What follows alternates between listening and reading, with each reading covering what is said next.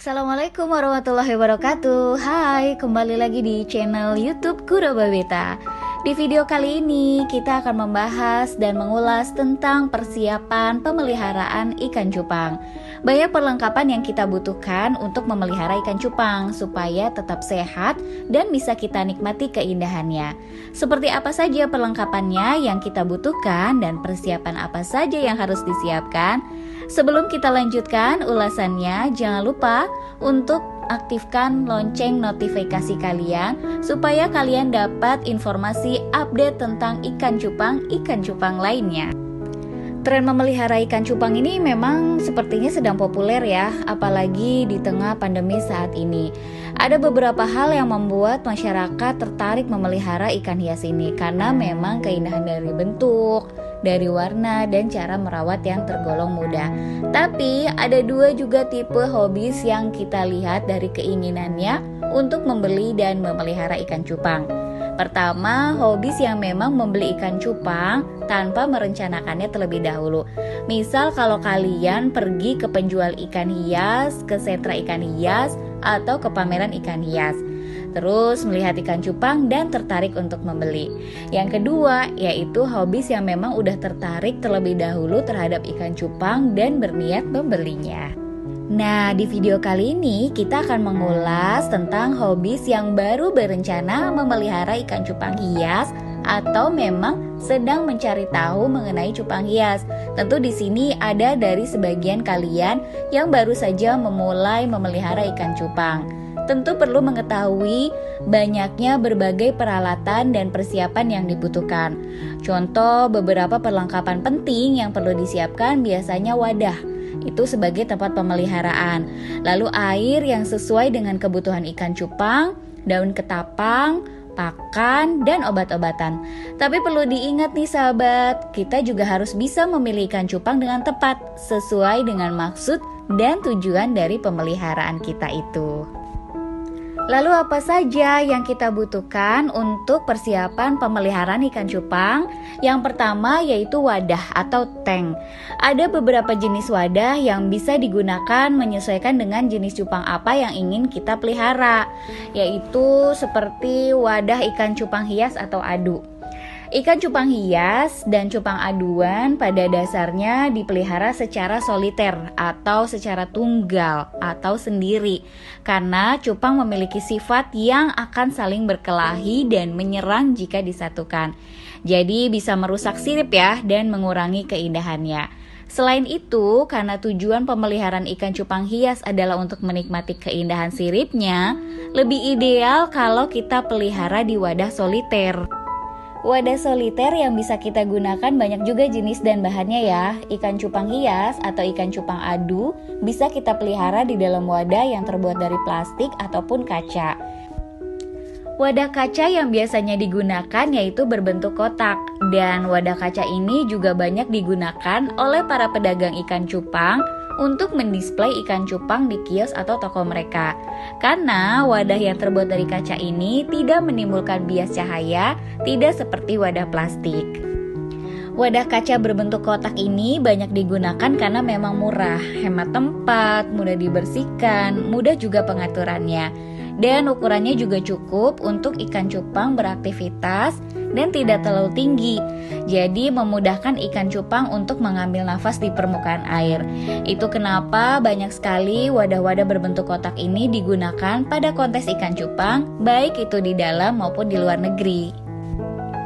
Selain wadah kaca berbentuk kotak, pilihan lain wadah untuk memelihara ikan lainnya, terutama ikan cupang hias, adalah wadah kaca berbentuk bulat atau fishbowl. Nah, fishbowl ini akan semakin memperindah penampilan ikan cupang hias kalian, sekaligus sebagai ornamen yang bisa mempercantik ruangan di rumah kalian.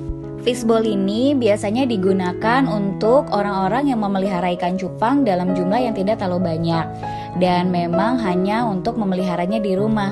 Beda lagi untuk orang yang berorientasi kontes atau penjual ikan cupang hias, mereka lebih banyak menggunakan wadah berbentuk kotak. Nah sahabat, kalau tadi kita mengulas tentang kebutuhan wadah untuk ikan cupang hias dan cupang adu, nah sedikit berbeda dengan kebutuhan wadah untuk whale betta atau ikan cupang liar, terutama dari sisi ukuran wadah. Karena ikan cupang whale betta umumnya dipelihara minimum satu pasang atau satu koloni. Jarang mereka memelihara secara soliter, karena tujuan utama dari para pecinta whale betta ini adalah melakukan pemeliharaan sekaligus untuk pengembangbiakan. Wadah yang cocok untuk koloni whale betta yaitu akuarium dengan berbagai ukuran sesuai jumlah whale betta yang kita pelihara. Tapi patokannya adalah akuarium jangan sampai terlalu padat ya oleh populasi koloni whale betta. Ada satu tips nih penggunaan wadah ikan cupang, terutama untuk kalian yang ingin memelihara whale betta. Berbeda dengan ikan cupang hias dan ikan cupang adu yang tidak memiliki karakter agresif, justru whale betta memiliki karakter agresif melompat dari dalam air untuk keluar dari dalam wadah. Nah, untuk menghindari itu, pastikan tank atau wadah kalian pemeliharaannya diberi penutup ya. Dan penutup ini sebaiknya berupa kasa nyamuk yang terbuat dari bahan plastik atau nilon dan diberi bingkai kayu atau bingkai berbahan lain sesuai dengan ukuran akuarium. Selain itu, pastikan sirkulasi udara juga tetap baik ya di kasa nyamuk ini dan jangan gunakan penutup berbahan keras seperti kasa kawat, triplek, atau styrofoam untuk menghindari luka pada ikan akibat melompat ataupun berbenturan dengan tutupnya. Persiapan berikutnya setelah wadah untuk pemeliharaan ikan cupang, baik itu ikan cupang hias, ikan cupang adu, ataupun whale betta adalah air.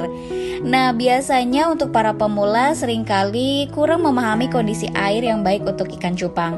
Akibatnya nih, seringkali ikan cupang diberikan air yang kondisinya tidak ideal. Karena itu, kenapa banyak kasus kematian ikan cupang terjadi akibat faktor kondisi air yang tidak tepat. Nah, untuk itu, syarat kebutuhan air untuk ikan cupang hias, ikan cupang adu, ataupun whale betta sama pada dasarnya. Secara umum, ikan cupang membutuhkan air dengan pH normal kisaran 6-8 dan suhu air di sekitaran 23 sampai dengan 30 derajat Celcius. Dengan kisaran suhu terbaik yaitu 26 sampai dengan 28 derajat Celcius dalam kondisi bersih dan tidak keruh ya, dan tidak ada campuran bahan lain seperti tanah, lumpur, ataupun pasir, dan juga tidak mengandung bahan kimia berbahaya dan mengandung oksigen yang tinggi di dalam air.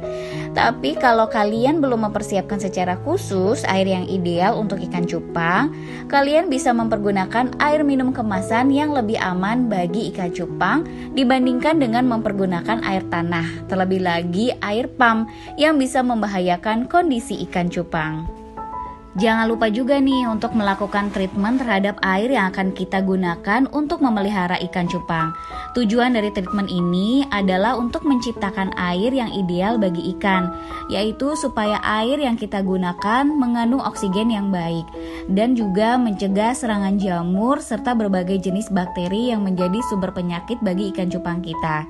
Dan air treatment ini juga bisa kita gunakan untuk semua fase pemeliharaan ikan cupang ya. Baik itu untuk Anda gunakan pemeliharaan sehari-hari, pada saat perkawinan, ataupun untuk pemeliharaan dan pembesaran burayak. Selain wadah dan air, kebutuhan lainnya untuk pemeliharaan ikan cupang yaitu daun ketapang. Daun kering dari tanaman ketapang ini merupakan bagian dari pemeliharaan yang populer bagi para pecinta ikan cupang, baik itu ikan cupang hias, ikan cupang adu, ataupun whale betta. Zat-zat yang keluar dari daun ketapang kering yang sebelumnya direndam dalam air terlebih dahulu, ini berfungsi sebagai water condition atau penjaga kondisi dan kualitas air agar ikan kita merasa nyaman.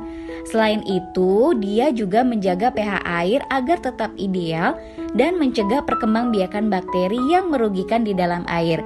Jadi sistem kerja dari daun ketapang ini yaitu mengontrol dan menghambat pertumbuhan bakteri jahat di dalam air agar tidak berkembang biak. Lalu seperti apa daun ketapang yang bagus untuk digunakan? Dari beberapa pengalaman, daun ketapang kering berwarna merah ternyata lebih baik digunakan karena kandungan taninnya lebih tinggi dibandingkan dengan daun ketapang kering berwarna kuning. Dan daun ketapang ini mengandung 11 sampai dengan 23% tanin. Kandungan tanin pada daun ketapang ini ternyata dipercaya loh bisa bermanfaat menjaga kondisi air ideal untuk pemeliharaan ikan cupang. Jadi kalau kita mau mengambil langsung dari alam, sebaiknya kalian bisa pilih yang jauh dari jalan raya dan dekat dengan pantai ya. Karena tanaman ketapang ini lebih bebas dari polusi sehingga bisa lebih aman untuk para cupang. Oke, selain dari wadah, lalu juga air dan tentunya daun ketapang, kebutuhan lainnya untuk pemeliharaan ikan cupang yaitu pemberian pakan. Pemberian pakan dengan gizi yang baik membuat ikan cupang kita tidak hanya menjadi lebih sehat, namun warna dari ikan cupang juga akan terlihat lebih cerah dan indah, khususnya untuk Anda yang memelihara ikan cupang hias. Oke, di video selanjutnya kita akan membahas tentang persiapan pakan untuk ikan cupang ya. Tapi jangan lupa untuk subscribe channel Guru Babeta dan nantikan video-video menarik lainnya ya. Terima kasih. Assalamualaikum warahmatullahi wabarakatuh. Sampai jumpa.